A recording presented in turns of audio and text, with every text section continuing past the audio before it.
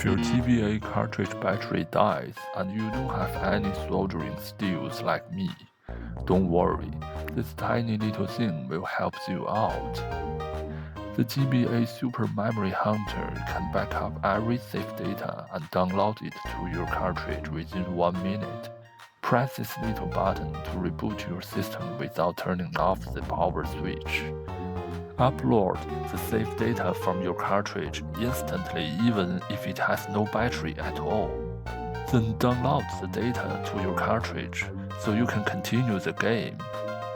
You can also access the EverDrive X5 to return to its menu by pressing this little button without shutting down the system. What a handy little device!